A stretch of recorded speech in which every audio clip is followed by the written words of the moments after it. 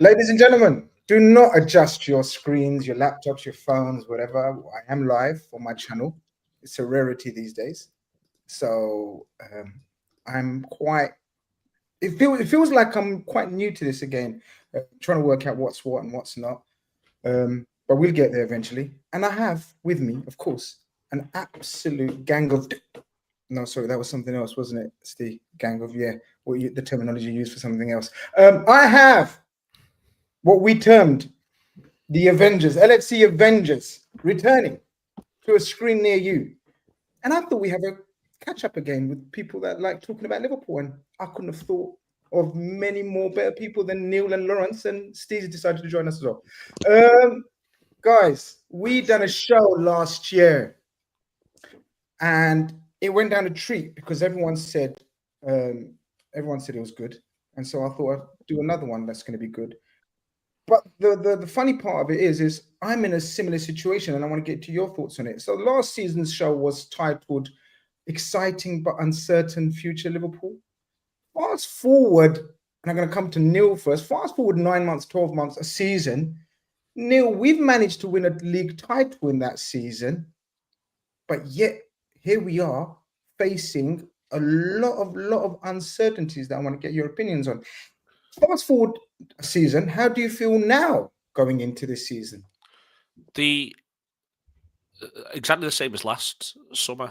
So I think that there's this problem here, which is ultimately how many points do you think Liverpool are going to get? And then worry about everything else later on. So I think that when we talked about this last summer, I think my general position was, but I still expect them to break 80 points. And my general position now is I still expect them to break 80 points. And I can't think of any reason why you wouldn't expect them to break 80 points with the business that they've done. And as long as you're breaking 80 points, the very least you're going to be qualifying for the Champions League. If you can break 80 points on game 34, so that would be, 124 drawn, 8 lost 2. That gets you to 80. Then you've got 4 games to go and get 92. If you get 92, you've got a very, very good chance of winning the league. You might not, but you've got a very, very good chance of winning the league. And if you're doing any better than that on 34 games, then you're in, as Liverpool did this season, then you're in fantastic shape. And for me, this is the sort of missed beat of all the conversations all the way through the season, really, has been that there's... Ultimately, I'm not surprised by what Liverpool did last season. I am surprised by what the rivals did. If one of the rivals goes and gets 103 points this season, then Liverpool almost certainly won't win the league. But if things continue as they have been, then Liverpool are, I'd argue, the best placed team to be able to reasonably expect getting somewhere between 80 and 95 points. I think Liverpool are going to go into next season with an 87-point squad. If you do plus or minus 7 points on that, that's where Liverpool will land. It's possible that if you get to April and someone's over the hill and far away, Liverpool might try and do what Arsenal tried to do this season, which is put their resources into Europe and therefore come a little lower. But on the whole, your players and the quality of those players dictate where you're going to end up. There's not a thing I'm worried about in the grand scheme of things. I think the business so far looks really, really good. I doubt, with the possible exception of the fullback who's already gone and a fullback who might go, there will be anyone who was in Liverpool's regular starting 11 who outfield, who won't be at the club next season. All 4 midfielders who played the majority of the games will be there. The 3 forwards who played the majority of games will be there. The back 4, with the exception there in a couple of places, but that spine will be there and the goalkeeper will be there. I can't think of a time there was less to worry about, frankly, supporting Liverpool. Maybe that's what's worrying you, is the idea that there's not enough to worry about. But my sort of general perception of this club at this point in time is it's very, very, very well placed to, at the very least, get the number of points it got last season, if not get more. And I would argue, if you're talking about the number of points it got last season, you've got to stop at game 34, because that's when they stopped. That's why I went to Neil first, you see, because totally put me in my corner. But I will come back with some negative nanny points. And Laurence, I want to come to you. Thank you for joining us from Sky High building, wherever you are. Feels good. Feels good. Yeah. It's like when you win the league, guys. You got to hang out in these places. Yeah, top of the world. Yeah, literally top of the world. Yeah. At least it's not Dubai. I like your style. Laurence, last season, new manager. Yeah. No signings. And relatively. we went on to win the league. Yeah. again, as I said, fast forward, same manager, fairly new, obviously, on the back of the Premier League, but a whole heap of changes on the horizon. Again, how do you feel now compared to last season?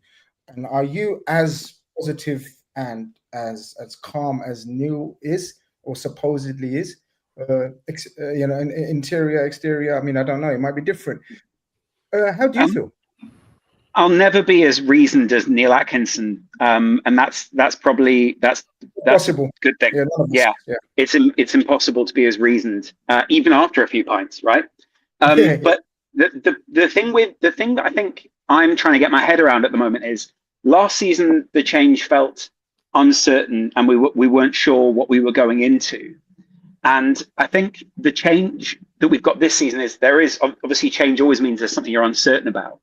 But I think, and I've been trying to work out how to say it, but we still haven't quite worked out who Michael Edwards is, and we still haven't quite worked out who Richard Hughes is, in the sense that there are so many surprises and there is so much of their identity that they don't really put out in public and wear their heart on the sleeve with, that a lot of the time we prescribe things to them rather than observe them. And so when there's nothing, or there's a vacuum of information, maybe not us as fans, but obviously us as fans will try to fill in the gaps in a generous way. But in retrospect, what last season taught me was, while everyone was crying for signings or, FSG, give us where's all your money and those kind of things, which I think, very often is a legitimate call. We didn't really have any information, and so we assumed the worst. And now I think what we're seeing is the product of a bunch of guys who've come into Liverpool, obviously come back to Liverpool in some instances, and not come to be the underdog or not come to embody that same mentality that I think we've become quite used to. And I think there is a bit of more of a swagger in our walk now, and we kind of have to learn to walk in that way and to address the club in that way. And that to me is the change that I'm trying to work out, because I think that can be a bit confusing. And for me, we always go back to the past. We're great at doing that in really positive ways. I never remembered, because I've never grown up with it, a time when Liverpool have really walked with this level of swagger or this level of being self-assured. And I think there probably are people in the comments, and there are some people online who probably can remember that era, or can remember when we really were just the absolute, and that maybe I think is going to take a little bit of getting used to, and possibly is something that I think a lot of people will use online now to try and trip us up or cause levels of doubt, where it's like the arrogance or whatever, the things they love to level at fans online. I don't quite know if that meshes very well with the modern Twitter sort of era, when everyone's got an opinion that, I mean, as well as me, does it really matter what a Manchester United fan thinks about Arne Slot or any of our signings? Not really. Broadly, I'm sure I'd take Ruben Amorim's opinion if we were having dinner, but broadly on Twitter, I could care less what someone with Cristiano Ronaldo's avatar says about whether we've signed a good left winger or not. Yeah. Surge sends in the first super chat of the night. He says, let me do that again. Big up, Grizz panel. Hit the likes and subscribe, people. That's the perfect message, and that's why I read it out, because that's what I'm reminding you to do. Could he give you some money? And that as well I was going to add, but you got there first. And Venetian says, no offense, Grizz, but this is the best panel you have had, or at least what I've seen from your channel. None taken whatsoever, my friend. I haven't been on that page. And then the reason why I hope he's true. And the reason why I kept this one was Payjack replaced by Slot. Well done, Chris. Good. We're going to come to Payjack's replacement, Slot, aka Ste. What's this bloke done? Arne Slot, first season, comes in, wins the league, and now some people are talking about sort of back-to-back titles, players bending over backwards to play for him, breaking records, convincing players without convincing players they want to play for us. How has this happened in the matter of 9-10 months, Steve? He's an excellent football coach, and it's as simple as that, really. He's proven that everywhere he's been. He's done it. You're only as good as the level you're at, and he proved it in his last couple of jobs. He won a title. He was probably going to win another title if not for the pandemic. And then he's come to Liverpool and shown he's done it again. So, whoever's decision it was to hire Arne Slot, and again, by all accounts, Michael Edwards and such were heavily involved in that as well. Then Richard Hughes as well, and they've done a good job, and they've got themselves a very good coach, and off the back of having another very good coach, and if you keep building on that, then players are going to want to play for you, and then it's no surprise that you've got good players, and that other good players want to join you. So the continuity at Liverpool is fascinating at the moment. Neil mentioned Liverpool's rivals before. There's a few of them where there's that continuity maybe isn't in place, or there's doubts about the immediate or short-term future. Manchester City, by all accounts, Florian Wirtz, according to the reporting, was told Pep Guardiola might not be there for another after like 2 or 3 years or whatever, and he's gone, well, that's not for me then, and etc. etc. We went through this with our contract signings. The second the manager said he was leaving, the previous manager, then all of a sudden the contract talks rightly stop, and then you end up where you get to. So that's the first and foremost. The Liverpool have hired the right man, I think, for the job. And then on the back of that, like I say, it's I see what Laurence was saying before about Liverpool not acting like the underdog. I don't know if the underdog mentality was something Jurgen fostered or wanted or claims to have. He's kind of always had that wherever he'd been. Yeah. And I think that suited him and his football team quite well, and the way he wanted to coach. And that isn't disparaging it. We're all different. We've all got different methods. Maybe Slot is more comfortable just going, what I'm an arse, like just going by me Florian Wirtz. And I say this knowing, Liverpool did break the record for a defender and record for a goalkeeper under Jurgen Klopp. So they're not afraid to spend money. They'll just spend money on good players, and they won't compromise. So I think we've got here because the stability that the club eventually found themselves after a bit of turmoil in the background helped. I'm with Neil. It was made a little bit easier by the fact that there was, Man City had their issues and Arsenal had their issues as well. It didn't hurt us. It made it a bit easier, but Liverpool still got the job done. And then on the back of it, if you don't spend any money in a summer, and then you go and win the Premier League, get to a cup final, and do well in this revamped version of Europe in terms of that group stage and stuff, there's going to be money to spend. So it's not a massive shock, really. We're all expecting a few departures, and that's going to probably put a few quid back in the bank as well. So I don't think Liverpool have done with these players. I think there's more to come. Then it makes sense. Liverpool are one of the biggest clubs in the world. Of course, they should be acting like one of the biggest clubs in the world. It's no surprise that they continue to win trophies and that they continue to attract the best players. Because it's Liverpool. This idea that we won't do that is a bit far fetched. To answer the earlier question I asked the guys, I'm hugely optimistic. This man's earned our trust. Absolutely earned our trust. We should back him. And I think the club have earned our trust as well, and that they know what they're doing. They've got the right people in place.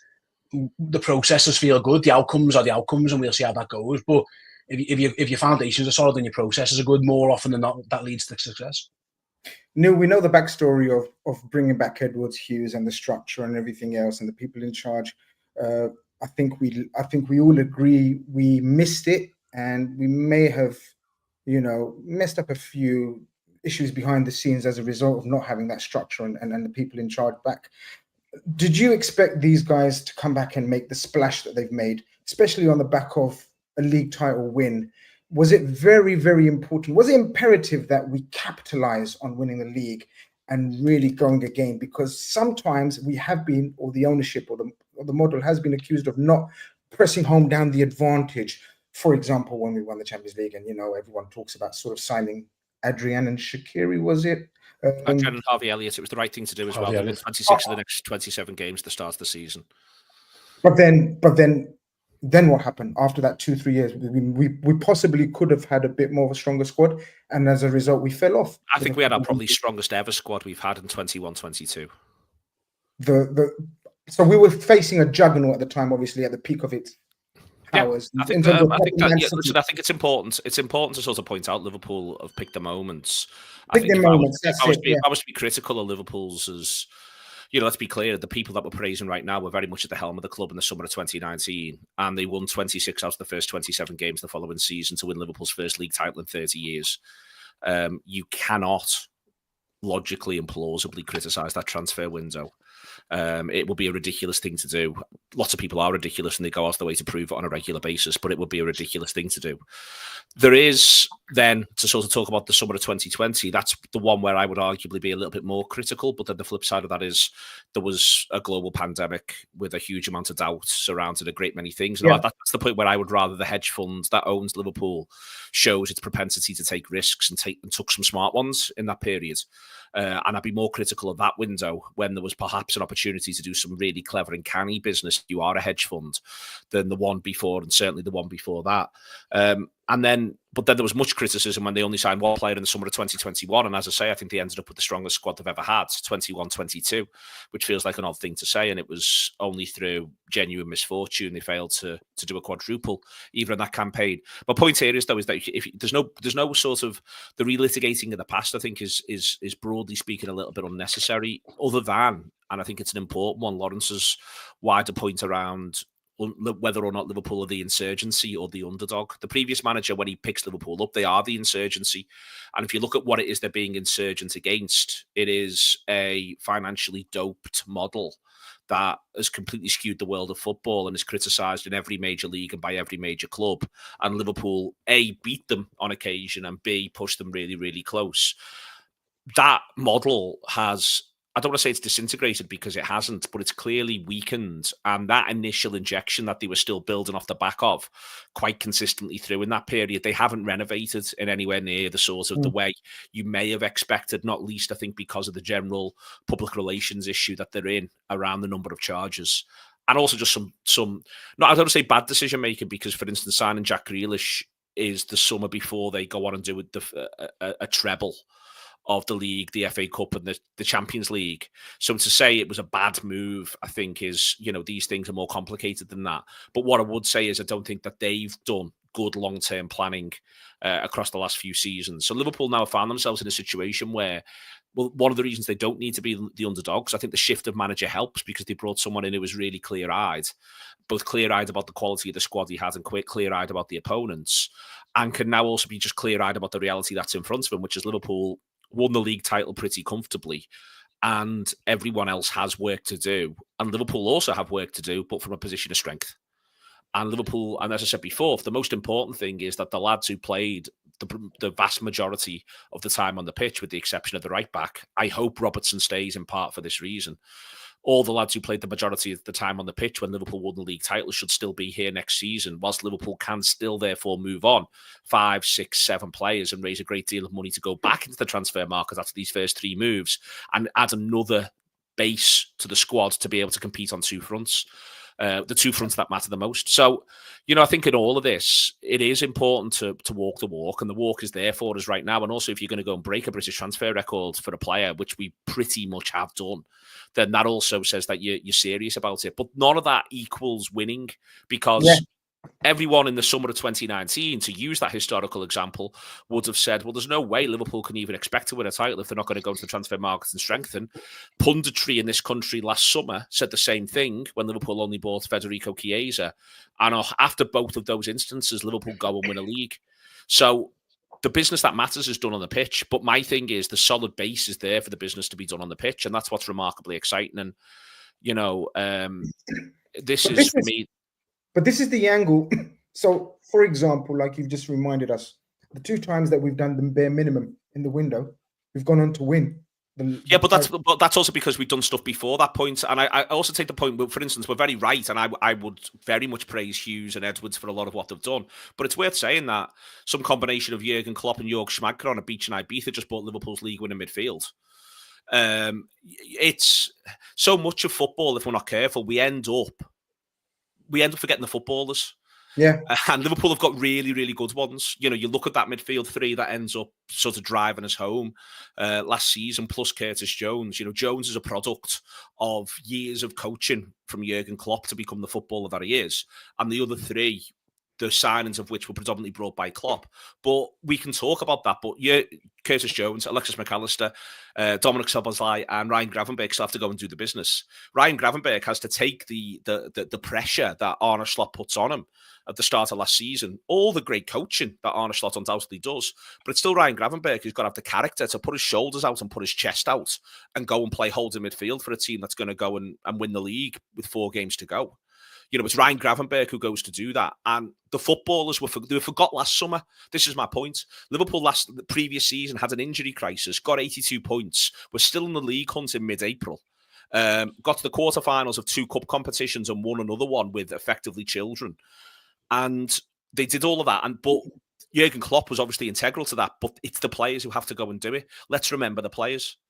And that's what they've got right now. And that's why there is so many reasons to be cheerful. And that's what they had in 2019. And they backed the players. That's what they had in 2022, 2021, 2022. And they backed the players. And we should just back the players. And it's not simplistic to say that. The proof has been in 2 seasons worth of performance. And Liverpool have got players who are more than capable of breaking 80 points. And the reason why I can say that with such confidence is that they've all just done it 2 years back to back and won a league title. This is not rocket science. This is what these footballers do. And I think that the coach, the current manager, is the absolute business. He's got the best out of the majority of the footballers, or better than we'd seen previously out of them. Not all of them, but his job isn't to get the best out of Jarrell Quansah or Darwin Núñez. His job is to get the most points and to win silverware for Liverpool. And he's done that as well. And so there's so many reasons to be cheerful and optimistic. And then you go and go and do the business. And, you know, this is the time of year where we love to all imagine, and trust me, we do it on the Anfield Wrap, and we all do it in the pub. We all play at being Richard Hughes. But it's really important to remember that we are where we are because the lads on the pitch have done a fantastic job, and they are fantastic. I think also, Grizz, it's, if you look at the squad now, the age profiles of the squad I'd suggest an age profile of a squad that looks like it's going to win stuff for a while. Like you've got your players in your 30s, but Mo Salah's a freak. He's exceptional, and so is Virgil van Dijk. But then you've got a squad of like guys in their early to mid 20s who are probably physically at their peak. You know, a lot of them are going to be there, and the way that the demands of football is at the moment, you need to be that. And then if you look at the players that they're signing, young, Kerkez early 20s, Wirtz early 20s, so he's refreshing that end of the squad as well. So, like, I felt, I don't know when you guys agree or disagree a little bit on around March, it felt like the games did kind of catch up to him a little bit. And I wonder if the manager looked around and gone, did he not rotate because he just doesn't rotate, doesn't fancy it, or did he just not fancy the options on his bench? You look now, what's going to happen around that time? Because I'm with Neil. Like, I want Liverpool to win the league and the Champions League. That's what we're here for. Maybe he's looking at it and going, well, if I pan out my squad, fill out my squad even more, keep the lads alive, get rid of the lads obviously he didn't fancy or for whatever reason, and then looks at his bench and maybe trust them a little bit more. When that, I look back to that cup final, I think Newcastle are a really good team. Yeah. But they're not as good as Liverpool, but they look better than Liverpool on that day, and Liverpool look goosed. Their midfield ran rings round us, and it wasn't the lads' fault. They were just absolutely shattered. They'd just been to extra time against the best team in Europe. Now that we can say, one of the best teams in Europe anyway. And I just wonder if the manager with this squad, though, that he looks like he's going to go and build, he might have those options that when it gets to the nitty gritty in March time, he can go, all right, then yeah, I'm more likely to perhaps, whether it's a Robertson or whatever he stays, or he looks at us as options. Yeah, I can bring him in, and I can trust that they're going to do what I want them to do, rather than perhaps the lads he's going to let go. I think they're just quick on the rotation points and them looking shattered at certain points. I think, and let's think about what management actually means for a minute. It means getting the best out of your players, but it also means working with your players. And Salah said from the outset of the season he wanted to win the Premier League as one good example. Van Dijk, you saw what it meant to him across the board to lift it in front of supporters. They hit February and they are in a position to sprint for the line. They have the 5 games in 15 days. And I think that manager, in combination with his senior players, made the decision that we go for this. We've got 100%. An opportunity to win this league title for these people. This league title that they never got to celebrate together. And I think they committed wholeheartedly to that. And they got through those 5 games in 15 days, and they kept Arsenal not just at bay, but they increased the gap on them. They should only have played 3 league games in February. 1 game was the Everton game that got postponed because of the high winds, and the other one was when the League Cup final would have been, and it got pulled forward. This season, when the fixtures come out tomorrow, when you look, there'll only be 3 league games in February. But Liverpool had to play 5, not just in February, but in 15 days. And that's when they won the league League. If they're knackered off the back of that, if they put themselves in the position to do that, and that's when they sealed the deal, and all they had to do then was just find their way over the line. If they were knackered off the back of that, well, wouldn't we all have taken that before a ball was kicked off season? 100%. I think if you're Arne Slot, that's where the manager got it right. No, he absolutely did. What I'm saying is, I think if you ask him now, he wants to win the league and the Premier League and the Champions League. Like, he'll be going, I want to win both of these. So therefore, you can. And listen, we're about to sign. No better player will move this window than Florian Wirtz. Nobody is going to sign a better player than that guy. If we're going to bring him in, this is what I was going to say, Laurence. To win Premier Leagues and Champions Leagues, you have to bring in the caliber of player that we seemingly have. The main part of the window hasn't even opened, right? This was just a new segment that they've created, haven't they, for the Club World Cup, right?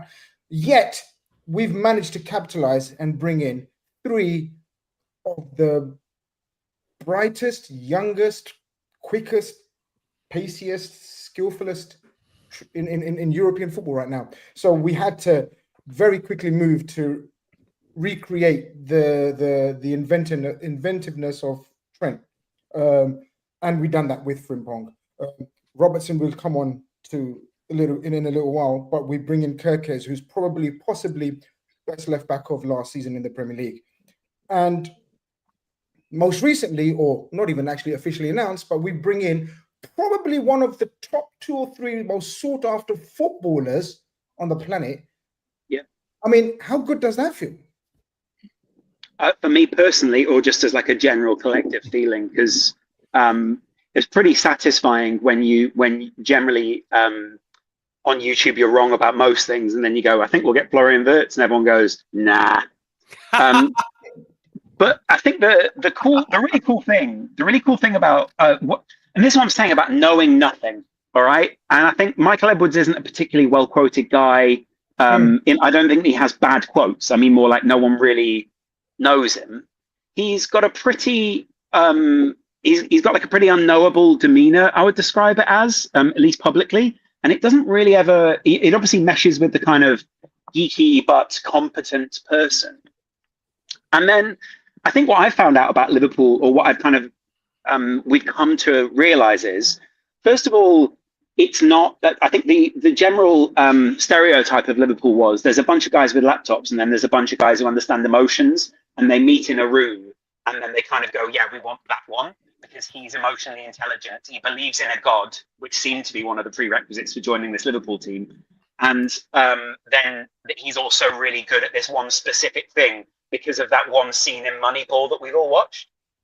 And what we've actually found is that Richard Hughes, as Kerkez's dad said, if Richard Hughes had told us to move to this place, we'd have moved to this place. If he'd have said this, we'd have done X. And what we're really finding at this point is that Liverpool isn't just a bunch of laptops and psychologists. And as we've seen with the great book, How to Win the Premier League by Ian Graham, and lots of other people who've since come out and done great interviews, is that it is a lot of guessing, and it is a lot of predicting, or whatever you want to call it. But we're really well informed, and that meshed with all the history that we have at Liverpool has kind of made like this perfect cocktail of attributes. Like they've managed to harness what it is that we really feel as a fan base, and we've injected a bit of that. And what they've come in and done is, I think there's kind of a movie to be made here, and I know there's a movie to be made with every club. God, I'd love to watch the Manchester United movie, but it would. I'm not sure what version of the film it is. I think it's like the makers of the Naked Gun remake. Yeah, it's a very much a Naked Gun remake, but I don't know. I don't know who's which character, and I'm trying to work out who goes where. Like maybe it's Naked Ole Gunnar Solskjaer or something like that. I think when it comes to Liverpool's film, the way I would tell the story would be a bunch of people who were misjudged. And again, it comes down to media coverage, assumptions, frankly, journalists who just are not willing to get on the train and go to Liverpool. And so they write their article from London and just sort of go, laptops, emotions, Jurgen Klopp, done. And what it's led to is a series of kind of received knowledge in the public that made people last season predict that we'd finish 8th or wherever. And I kind of still, I enjoy that. But I think now what we're operating in is like this new era where, to an extent, Michael Edwards is kind of walking around in every meeting and going, yeah, did you see what we did? We're actually really good at this. And to an extent, I think that's what's got us Florian Wirtz. That's what's got us good relationships with all these other clubs. Because I think, I'm not saying that we walk into every other room and everyone goes, it's Liverpool, which to an extent, obviously, every Premier League club gets. I think we kind of walk in and there is a bit of a, what poker game is it that we're going to play here?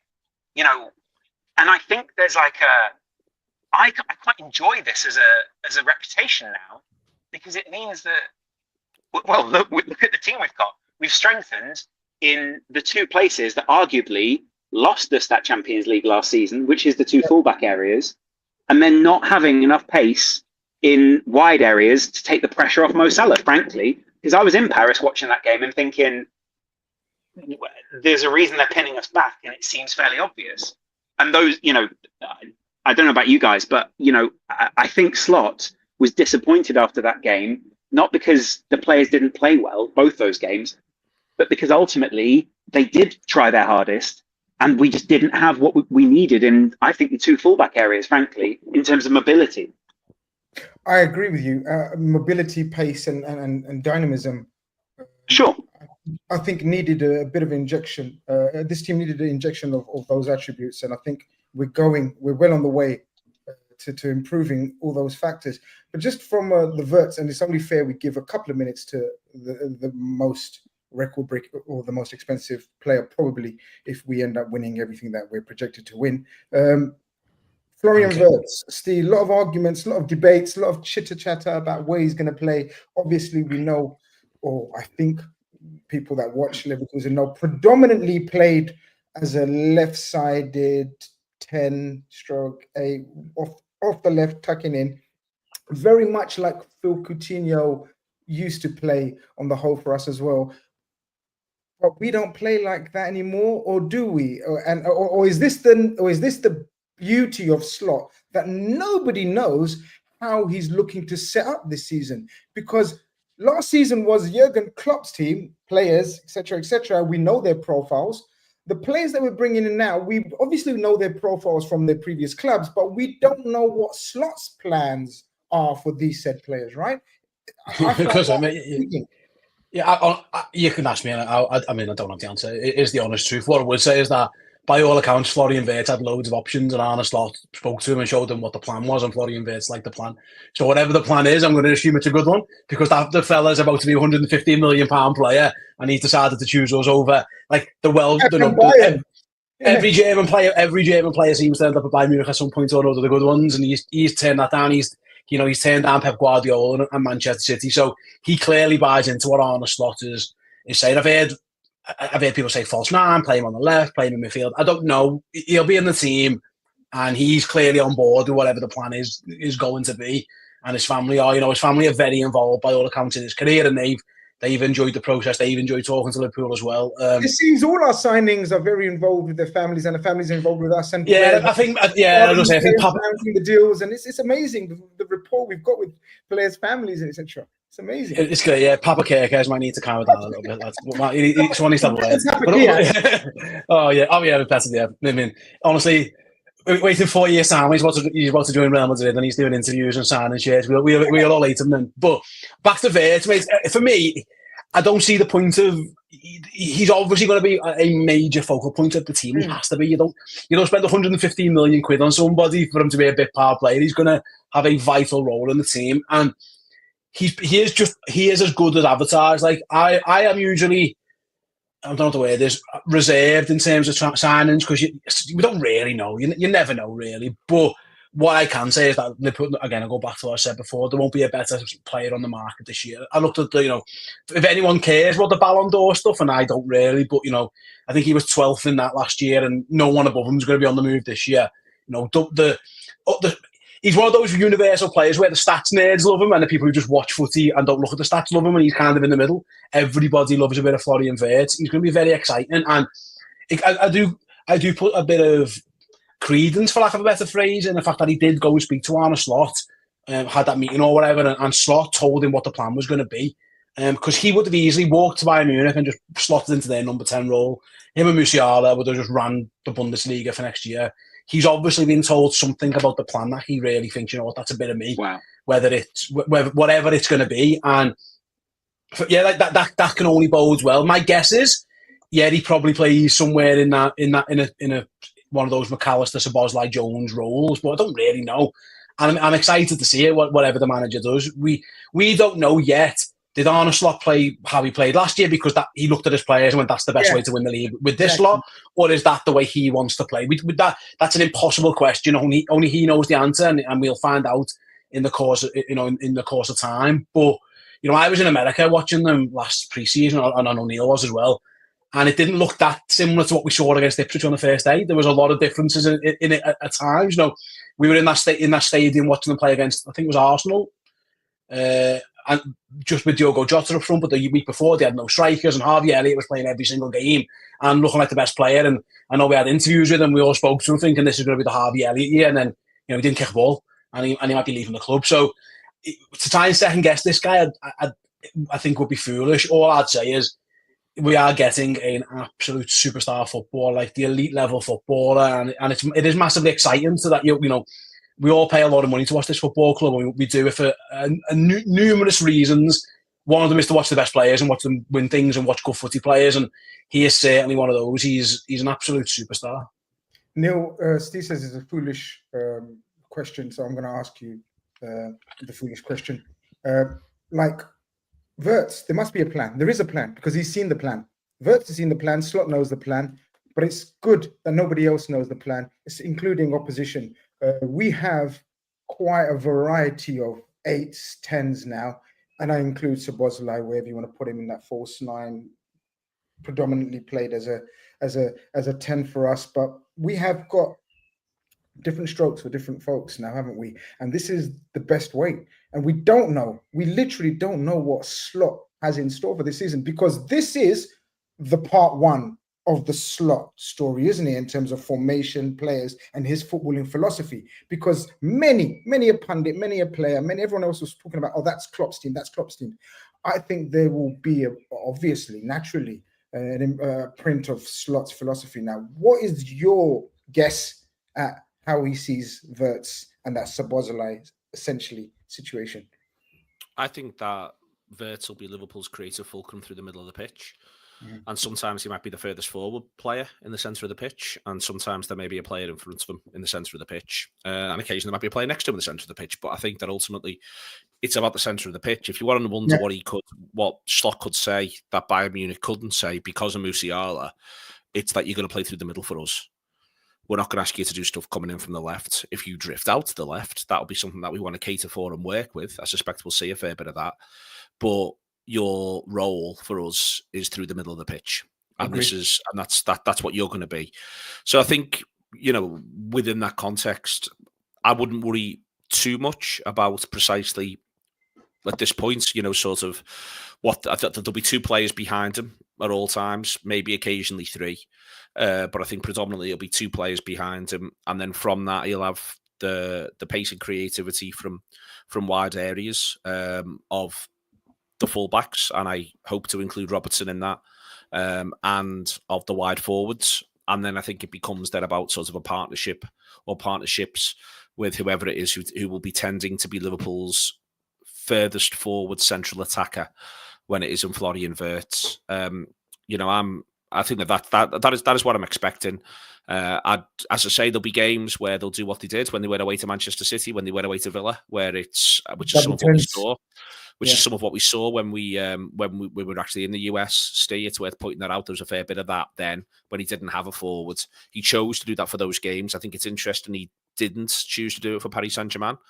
I still think, which will not be liked in the comments, but I still think that the manager, if you want to talk about what he did or didn't like against Paris Saint-Germain, I still think the manager made, I think, his only really major error of the campaign by not starting Darwin Núñez in both legs against Paris Saint-Germain. Really?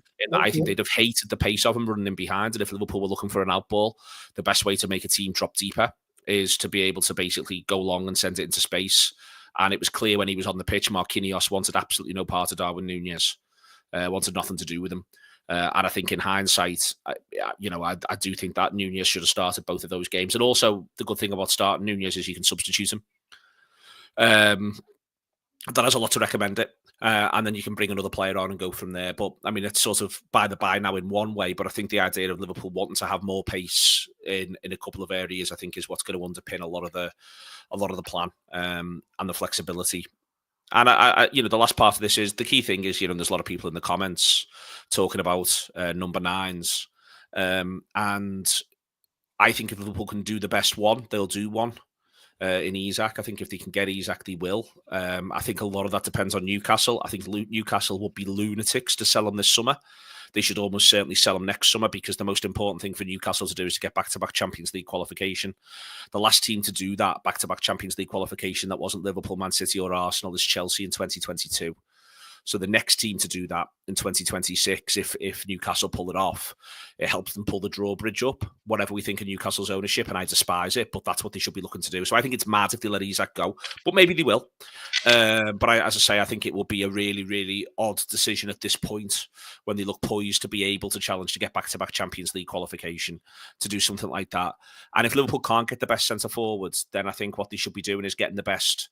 So if they can't get the best striker, they should then be looking to get the best option they can for the short term. As an attacker. Through the middle of the pitch. Yeah. And then the longer term, in terms of someone who could prospectively go on to replace Diaz and or Salah in future seasons. I think that becomes the smart move. And then you look for the number 9, who then could be Isak next summer. Or if someone else has proven themselves to be good enough to play number 9 for Liverpool and be that sort of line leader. Because I think it's really hard to be a really effective number 9 for Liverpool, because you're being asked to do so much. And that is even more the case in the era of Mo Salah, because Mo Salah is Liverpool's key attacking man. The way Liverpool attack, it'll go through him, it'll go through Florian Wirtz, it'll go through Mo Salah. So if you're the number 9, the team is not built around you, and it won't be for the next 12 months. Because if it is going to be built around you for the next 12 months, Liverpool shouldn't have given Salah all the money. Liverpool will keep doing what they're doing, which is building it around Mo Salah. So that's where you are. I hope Diaz stays for another season. I think it would be a mistake to let him go. I hope Gakpo stays. I hope Liverpool move on Núñez. I think it's time for him to go and have the team built around him somewhere else. But I think that Liverpool will then need to get a really good central attacker, and that isn't the same as saying a striker. If they can get Isak, brilliant, but they shouldn't compromise, because the main man is Mo Salah. He proved it last season, and he'll prove it next season. I think on that, Chris, sorry, can I say, I agree, by the way, if you're Newcastle, selling Isak would be ridiculous. But listen, football clubs have done ridiculous things before. Liverpool have benefited from it, so fill your boots if you can. It would be interesting, because if I'm a striker now, I probably would be on the phone to my agent, go and get me to Liverpool. And I see Neil's point, you're probably not going to be the main man. I don't think that's the worst thing in the world when you've got 2 of the most creative players in Europe now in playing alongside you. You know, if you want to go and hit your goal bonuses and earn that extra 50 grand a week by kicking in the net because Salah and Florian Wirtz to put on a play for you, then that option's there. And that option, by the way, that might be Diogo Jota. I think he still has a role to play in this, and again, fitness permitting. I see Neil's point on that, in that if it's not Isak, you go, is Isak like the Virgil van Dijk of a couple of years ago? We can't get him, we're just going to wait. Or is the plan, is there a list? Because we are hearing names, and we're hearing really names from pretty credible sources that there are a number of different forwards. I think if you didn't say Isak, probably Ekitike might be the one who people are speaking about.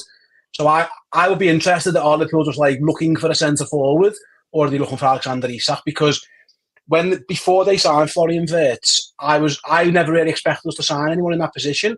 And when I first heard the link, I thought maybe they just got wind that Florian Wirtz is available and they've gone, we're going to go and get him. But then it's been pretty credibly reported that Arne Slot had the meeting set up with Ryan Cherky as well, who plays in a similar role, not as good. So I wonder if Liverpool had a short list of 10 /attacking midfielders, whatever you want to call them. It'll be interesting to see if that's the case with strikers, or it is just right, get me Alex Isak, or we'll just wait. We don't really know the answer, do we? And none of the striker options other than Isak. And by the way, he's not he isn't a slam dunk either because the injury record isn't unblemished, let's put it that way, but he is the best about that's potentially attainable. There's a lot of strikers who seem to be like they could move this summer. And they've all got a little bit of something that I'm not quite sure about, if that makes sense. Like, I've got no issues with Florian Wirtz. Like, you can sign him. Ekiteke or Ekiteke, I'll call him Hugo for now, just to be on the safe side. He is his name. He is last year's, or maybe the season before's, Isak, isn't he? Really, essentially, the Sociedad Isak. Whereas he's on the verge of becoming that world class. Yeah, but so is Darwin Núñez, Grizz, and this is the point: is that you might be able to find that out on someone else's money, find that out on Brighton's money, or find that out on Newcastle's money. This is what the clever teams do. Liverpool could easily have signed Virgil van Dijk from Celtic if they wanted to. Maybe they weren't sure. They watched him at Southampton and thought it's worth us paying the extra 50 million quid. Now we know than taking the gamble on a player, because we listen. Very rarely do I think Liverpool take what you would class as gambles. They kind of took one on Núñez a little bit, and I think we all agreed it hasn't quite panned out, and he's probably going to leave. So, the risk averse option would be let's find that out on someone else's money. If he goes somewhere else, let him go there, because this team is ready to win now. It really is, and get do you want another year of trying to figure this stuff out, or do you want to go? Let's just build a team around Mo Salah, build a team around Florian Wirtz. Play someone centre forward, whether it's Diaz, Jota, Gakpo, insert somebody else, do what you want to do here, and continue to go ahead with it. So I think all options are on the table here for this forward, but I do think it's worth mentioning, like, there are a lot of names who are being semi-linked with Liverpool, whether that's an agent trying to get Liverpool's name in the paper, or they are reliably in for one. I just don't know at this point in time, but my guess is I think they probably won't sign Isak. I think it's going to be too hard to do, but I still think they probably will go and sign a striker. I'm not 100% sure whoever's going to come in. I'm going to be like a Florian Wirtz, I mentioned before, like, go and set the balloons off, have a party. It's fantastic, this. I think whatever striker we sign, I think there might be a couple more questions than that, because nobody who's on the move feels like the finished article just yet. Because if they were, their teams probably wouldn't be selling them, because they don't grow on trees, you know what I mean? The best ones are the best clubs already. I've been thinking about this as well, and I don't know. And obviously there must be issues, because why hasn't he been snapped up? Is Osimhen for me personally. That's just my personal opinion. I just think he scores 20 goals wherever he goes, and but there's obviously stylistically probably an issue, or something along the lines, or somewhere along the lines there's an issue. But Yusuf sends in a super chat. He says, here's one for you. Keep Núñez this year. Don't sign a striker, but we get Isak in 2026. Or sell Núñez and get Ekiteke now and no Isak. I think we've discussed that now. But Laurence, I wanted to get your opinion on, and I'm not going to go into all the possible outgoings, because we know we knew the very strong possibilities of Chiesa, Núñez, probably Elliott. But a bit of a bombshell, I'd say, to the majority of the fan base, was the Andrew Robertson story that's emerging in the last 48 hours, maybe 72 hours. Yeah. Is that a bit of a Debbie Downer? I don't know if Debbie's the right character. I guess from my perspective, when an agent walks in and says, guys, do you think we can terminate this contract? And you don't laugh them out the room. I guess I feel a little bit weird about that agent now. And I agree with Neil, is I guess what I'd say. I think we need to keep Andy Robertson, because we need the experience, frankly. And I also think we know what we get with Andy Robertson. And I think, broadly, I've committed to him, because I think he's a key in many ways to the club, which are kind of holistic reasons rather than always tactical. I guess from my perspective, I think Liverpool, I don't necessarily see anyone leaving as a Debbie Downer anymore, because I think of our recruitment staff as very capable.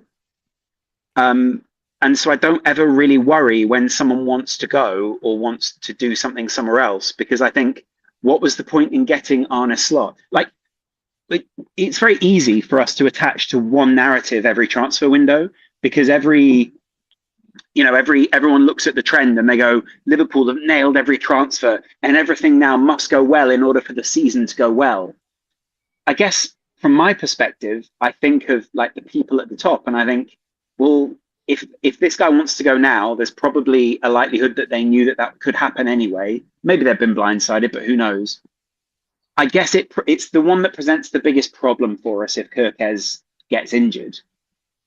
But from my perspective, I think what's the point in having Arne Slot and then not asking him to do some coaching, or not asking him to have to deal with some sort of problems? And I guess this is what I'm kind of sick of in modern social media and just everything that goes on in football now, partially because of the sanitized way that we've seen City sort of deal with things, or the feelings around City and a lot of the big clubs now. Real Madrid equally, they're like they love that swan analogy of like working really hard under the water and no one sees it. And I think what a boring life those Real Madrid fans must live. And I guess I think to myself, I'm bored of the social media where everyone has this perfect life. And it's like, oh yeah, I did all this hard work and here's the outcome. And don't worry about the hard work. It's like, we don't need an Ozempic transfer window. We need like one where we just have a really good diet. And I guess what I'm saying is, there shouldn't need to be a quick fix, and not everything needs to go perfectly. And Pep Guardiola won the league with that's okay. Fabian Delph left back. Pep Guardiola won the league with Fabian Delph left back. It's worth it. You can't perfect all the time. And I think that's part of it. Is like the Steve Jobs thing of you can't connect the dots until you look back, sort of thing. I guess I feel similar about this team. Is like, Slot's a really good coach. So if you don't want to be here, or you want to go to another club, or you think you're better off somewhere else, it's fine, good. Then let's deal with that. And, aren't we here as fans to kind of get through that moment? And aren't these moments where kind of unexpected things happen, those the key things that sort of give us something to attach to, rather than this perfect transfer window that I think a lot of people are kind of expecting now? I think also, Grizz, some people just aren't, some players just aren't, I don't know the mindset, or I don't know the right word is, but like just aren't backup players. Some players just aren't that. Jordan Henderson left because he got told his role might change. He was like, nah, that isn't for me. And that is the criticism. Yeah. It just is what it is. That's fine. Like, if someone's called to Andy Robertson, you got to remember where Robertson's coming from. Robertson's been here probably 7 years now, and pretty much been the left back, played every season, every game, majority of games. And it is a bit of a shock to the system, where I think everyone's looking at Robertson's decision, or it seems decision, to maybe explore other avenues. I think there's a combination of Liverpool telling him that, listen, or maybe even Slot, because it seems like Slot's quite ruthless. It appears to be quite ruthless. I think there's been a conversation where he's probably been ruthless and told him, you won't be my starting left back. Well, mate, he doesn't need telling that. They're about to spend £45 million on the left back. The fella's not an idiot. No, but still, he could be seen as sort of, a young, he's only 21, isn't he? Kerkez, 21, 22. And so Robertson is still the senior figure, and give him a season to transition into it. So Robertson might have thought, well, there may be a fair share of games. Maybe he's been told, not even a fair share of games. Maybe the Simicast role, which was literally barely double figures, unless I'm completely wrong. And maybe you're right, Robertson doesn't want that at this stage. Well, I think the main thing for him not being the international captain and things like that, though. You can't really be the international captain from a substitute position. And I think very often the assumption is that if there's a transfer out or someone wants to leave, then it has to be a Brookside episode, and it isn't. Brookside was a soap back in the day, kids. It was really good. My grandma loved it. So that's my point. Not everything needs to be an absolute shock to the system. This is horrific. What's the worst thing that could happen here? I think there's a lot of level-headedness at the club now. Arne Slot's clearly a very level-headed character. And I think the players have really begun to appreciate that. That's partially, I think, part of the reason that we won the Premier League last season was City were absolutely losing their shit. And, they were having a moment where all of them were realizing, oh God, the drugs that the stuff that we're doing is wearing off. The special sauce has stopped working. and Arsenal were having a very similar identity crisis, and we just powered through. Like Neil said, like we did those 5 games, and broadly from what I heard from some of the players, indirectly, obviously I wasn't texting any of them, but was that they did feel like they were at the end of a roller coaster with Jurgen Klopp, and the level-headedness that came in, the level-headed Slot, made a massive difference. I think that everything everyone said's really, really fair. I think it's just worth remembering that I've despised practically everybody who's ever played left back for Liverpool.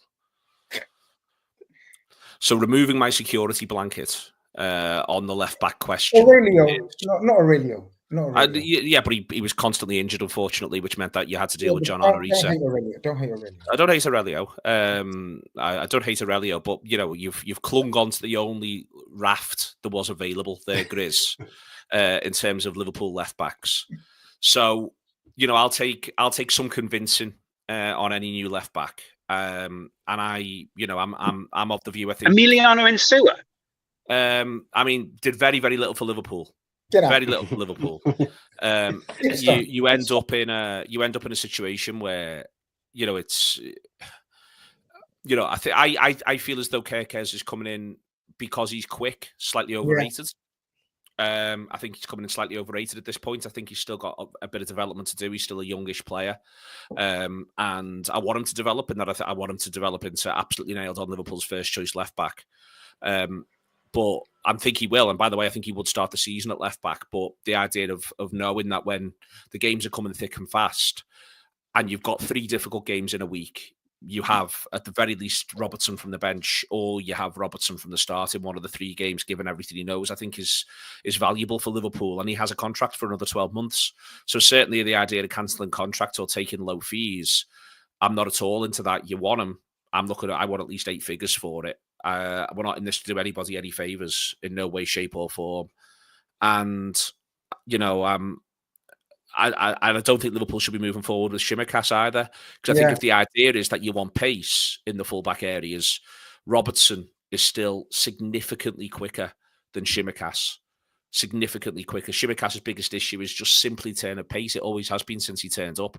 The number of times when Tsimikas, more in Klopp's time, but when Tsimikas would step in for Robertson and people would pass to where Andy Robertson was meant to be, only to see Kostas Tsimikas turning around and looking at them going, well, there's no way I'm going to make that, mate. I think if you're looking for backup, you're going to struggle to do much better than Robertson. So I think in a practical sense, and let's be clear about this, do we want to go back to Lawrence's point about walking a certain walk? I would quite like Liverpool's second choice left back to be good enough to start for Atletico Madrid. That's what I want. And I'd quite like that second choice left back to understand he's got 12 months to win another league title and to win another European Cup, and that he's going to be captaining the team in the FA Cup and in the League Cup. And he's got a serious role to play, because come March, April, May, when it's possible, his rival for the position's quite knackered.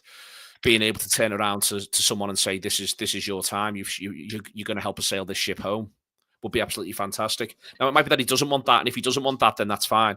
But then there needs to be a serious conversation on what Liverpool should not be in the business of doing is Atletico Madrid favours. Absolutely not. No way, shape or form. And certainly not doing Andy Robertson favours. You signed the contract. You're really, really well paid for it. You're a serious professional. You're captain of your country. Let's go.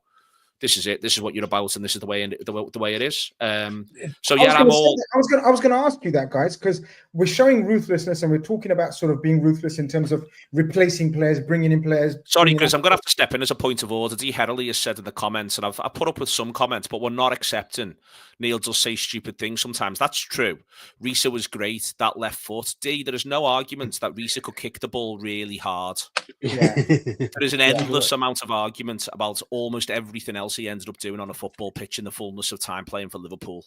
I can make a pretty coherent argument that Liverpool would have 7 European Cups, not 6, were it not for John Arne Riis's brain.